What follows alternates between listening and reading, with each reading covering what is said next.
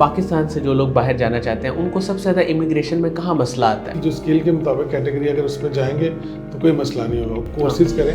مثال کے health care میں آپ جانا چاہتے ہیں, آپ نے مارکیٹنگ میں کی نہیں ہوئی, آپ کو پتہ ہی نہیں ہے, تو آپ آبویسلی پکڑے جائیں گے. 6,200 کے قریب آپ کو فیس پے کرنی پڑتی ہے. تو بہتر ہے کہ آپ پہلے تیاری کریں, ادروائز یہ سارے پیسے ضائع ہو جائیں گے.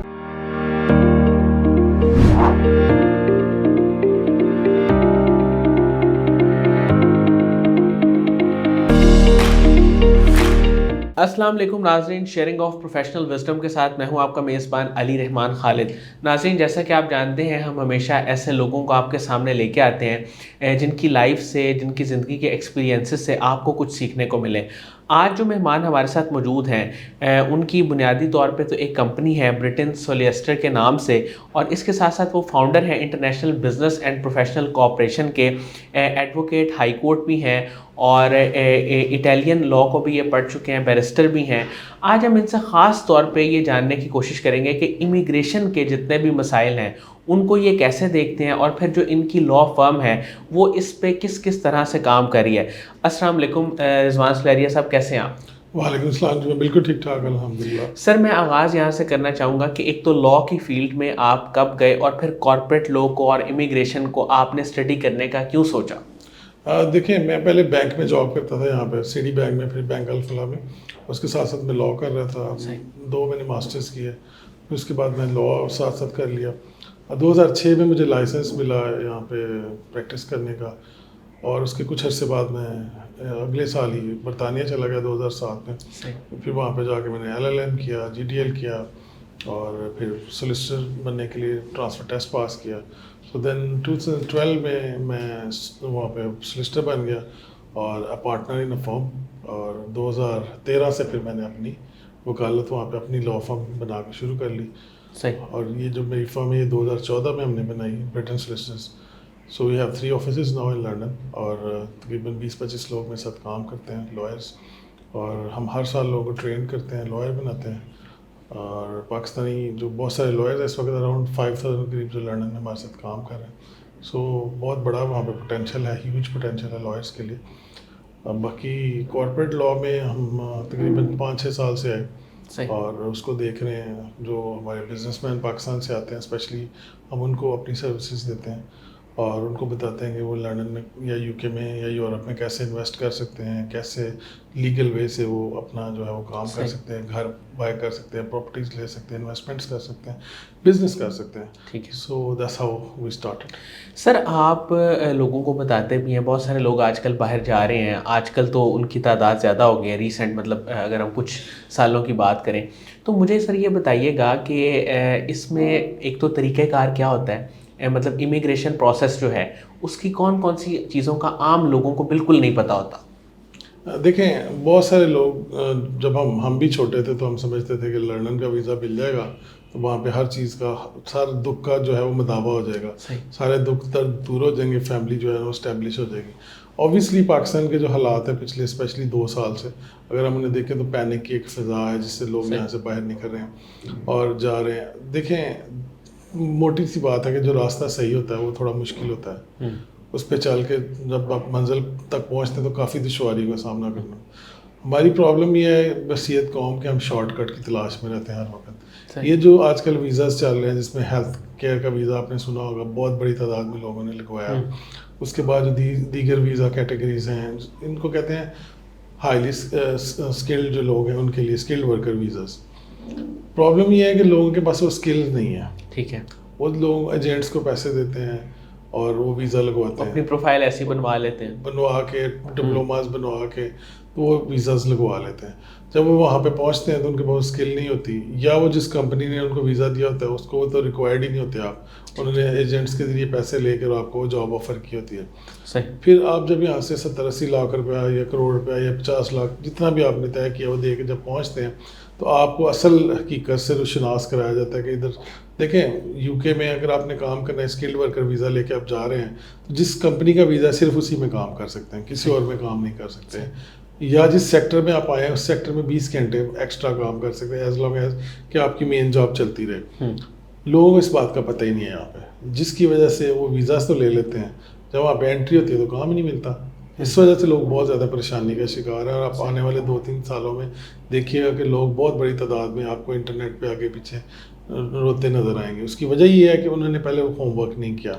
انہوں نے یہی سمجھا کہ زمین کا کوئی یہاں سے جو ہے وہ پلاٹ بیچتے ہیں یا گھر بیچتے ہیں اور باہر چلے جاتے ہیں اور ہمارے سارے درد دور ہو جائیں گے. ایسا نہیں ہے. زندگی کی ریالٹی بہت ہارش ہے. اگر باہر آپ دیکھیں کوئی درختوں پہ پیسے نہیں لگے ہوئے, نہ اس طرح سے آپ کو کوئی پیسے دیتا ہے. ہوا بھی یہی ہے کہ جب لوگ یہاں سے گئے ابھی ان کو جا کے جب پتہ چلا تو انہوں نے آنے والے لوگوں کو منع بھی کیا. لیکن چونکہ ملکی حالات ایسے ہیں, لوگ کہتے ہیں ایک دفعہ یورپ پہنچ جائیں تو پھر کچھ نہ کچھ کر لیں گے.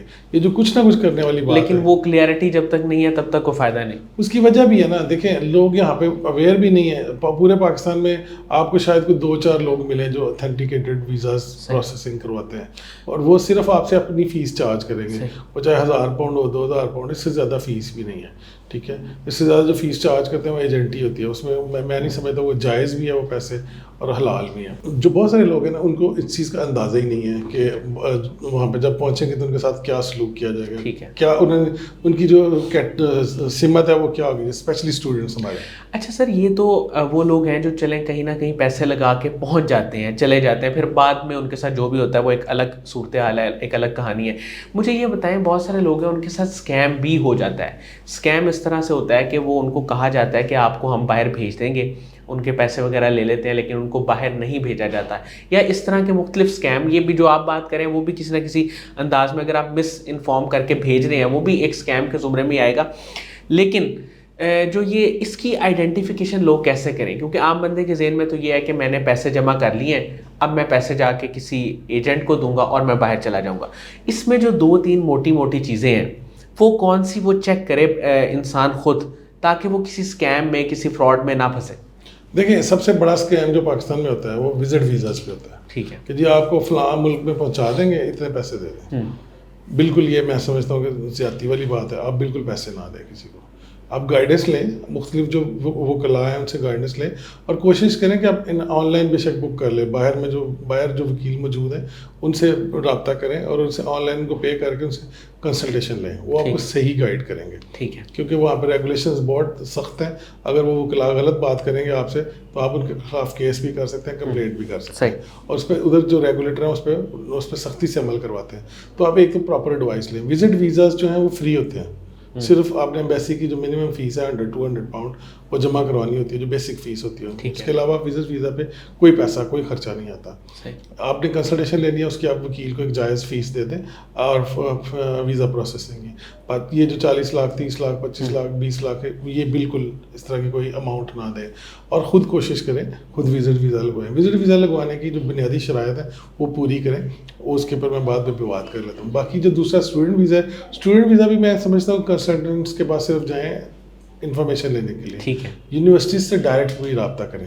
ٹھیک ہے, یونیورسٹیز ڈائریکٹ ایڈمیشن کرنے میں بھی خوش ہوتی ہیں, اور جو پیسے انہوں نے کنسلٹنٹ کو ایز اے کمیشن پے کرنے ہوتے ہیں اتنے پیسے کا آپ ہو سکتا ہے وہ اسکالرشپ دے دیں. صحیح, اور وہ آپ کو صحیح گائیڈ بھی کریں گے. لیکن اگر آپ کو پھر بھی کنسلٹنٹ چاہیے, نو پرابلم, کنسلٹنٹ, لیکن پھر وہ کوئی ویریفائڈ ٹھیک ہو. ہاں, کنسلٹنٹ لیں, یونیورسٹی سے کنفرم کریں کہ یہ واقعی آپ کا ایجنٹ ہے, آپ کی بیہاف پہ یہاں پہ کنسلٹنٹ بنا ہوا ہے.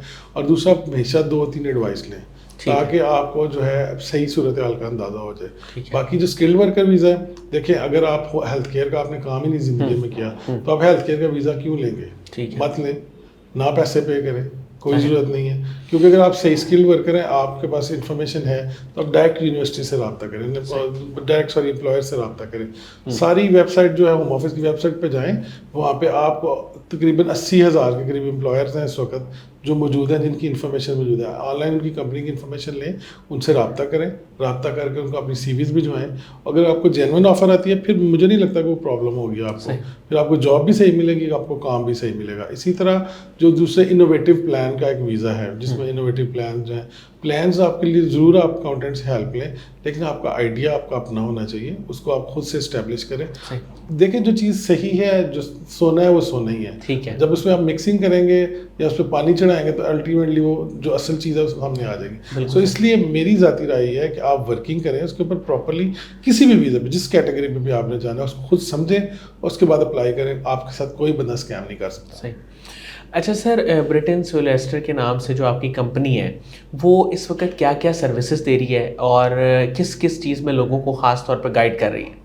دیکھیں سب سے زیادہ تو ہم امیگریشن ہمارا کام ہے, ہم امیگریشن ہی کرتے ہیں, لیکن اس کے ساتھ ساتھ فیملی لاز کے اوپر یو کے میں جو ہے وہ انویسٹمنٹ کرنی ہے اپنے برطانیہ میں, یورپ میں, we can provide you assistance. اور اس کے علاوہ اگر آپ کا کوئی فیملی میٹر ہے وہاں پہ, یا آپ کو سول ڈسپیوٹ ہے, ڈیٹ ریکوری ہے, آپ نے یو کے میں کسی کو پیسے دیے نہیں لے سکے, یا اس قسم کا آپ کوئی بھی ایشو ہے, تو آپ ایز لانگ ایز کہ وہ جو ہے آپ کا کوئی جینوئن کو پرابلم ہے تو we are more than happy to assist you.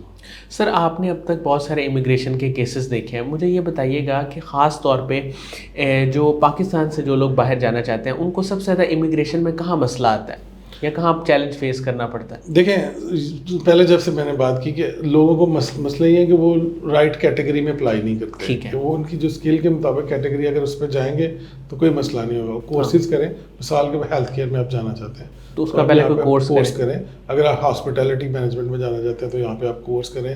آپ کو پتہ تو نالج تو ہو, تاکہ جب ویزا آفیسر آپ سے کویشچن کرے, مارکیٹنگ کی جو آپ کے کویشچن اگر آپ سے کیے جائیں, آپ نے مارکیٹنگ میں کی نہیں ہوئی, آپ کو پتہ ہی نہیں ہے, تو آپ آبویسلی پکڑے جائیں گے. اس سے کیا ہوگا کہ ہائی فیسز ہیں, یو کے کی تو اسپیشلی بہت زیادہ فیسز ہیں, 6,200 کے قریب آپ کو فیس پے کرنی پڑتی ہے اگر آپ ورک پرمٹ 5 سال کے اوپر جاتے ہیں. تو بہتر ہے کہ آپ پہلے تیاری کریں, ادروائز یہ سارے پیسے ضائع ہو جائیں گے. صحیح.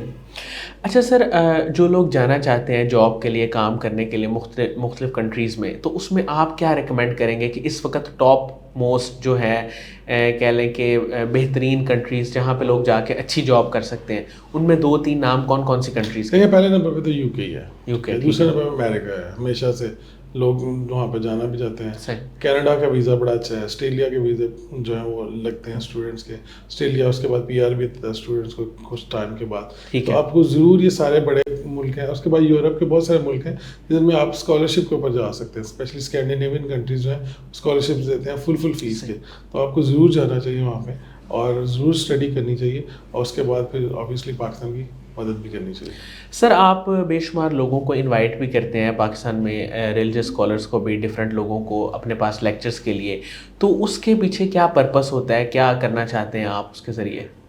دیکھیں ہمارا جو IBPC کی بات کروں, international business and professional corporation کی, ہمارا اس میں ایک ہی کانسیپٹ ہے. ہم چاہتے ہیں کہ اوورسیز پاکستانی جو ہیں وہ ایک قوم بن کے سامنے آئیں, جیسے کہ انڈینز ہیں, ہمارے دوسرے لوگ ہیں, بنگلہ دیشی ہیں, تو پاکستانی مختلف حصوں میں بٹے ہوئے ہیں. اب ان کو بلاتے صرف اس لیے کہ ہم ایک یکجہتی کا جو ہے وہ سما پیدا کر سکیں, اور اس کے ساتھ ساتھ ہمارے بڑے ایونٹ ہیں ہر سال میں. اس میں ایک کرکٹ ٹورنامنٹ ہوتا ہے, 2,000 کے قریب لوگ اس میں آتے ہیں. اس کے بعد وہاں ایوارڈس دیتے ہیں لوگوں کو جو ان کی پرفارمنس کے اوپر, اس کے لیے انڈیپینڈنٹ ایک جیوری بناتے ہیں. اس کے بعد ہم ایک سالانہ سیرت النبی کانفرنس کرتے ہیں جس میں تمام علماء حضرات کو بلاتے ہیں, پاکستان سے نعت خوانس کو بلاتے ہیں.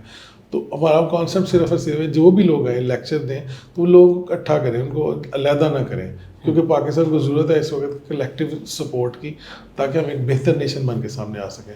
تو یہی اس کا پرپز ہے.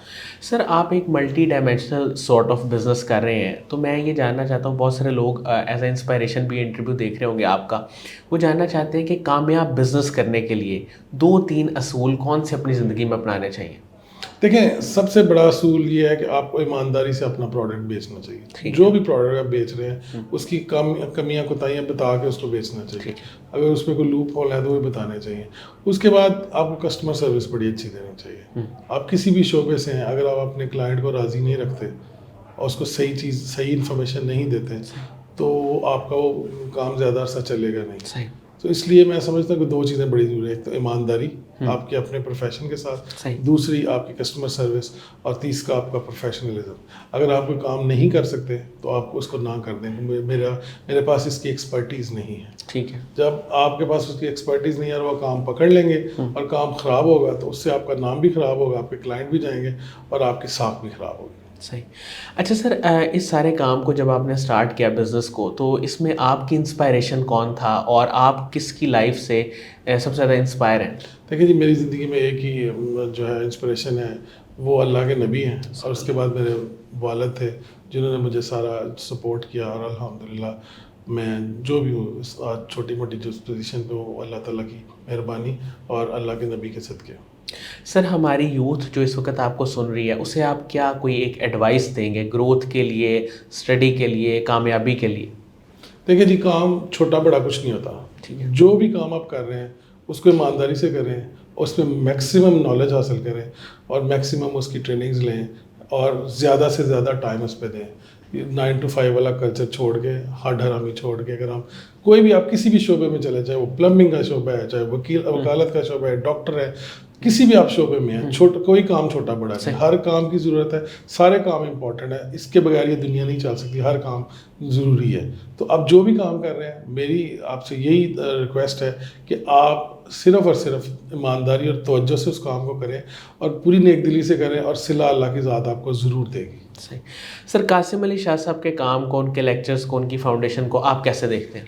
قاسم علی شاہ صاحب بہت اچھا کام کر رہے ہیں جی. قاسم علی شاہ صاحب نے آبویسلی میں کہتا ہوں کہ ایک نئی جہد دی ہے اس ملک کے نوجوانوں کو، اور میں سمجھتا ہوں کہ اس طرح کے ہمیں بہت سارے لیڈرز کی ضرورت ہے جس پاکستان کو آگے لے کے چل سکیں.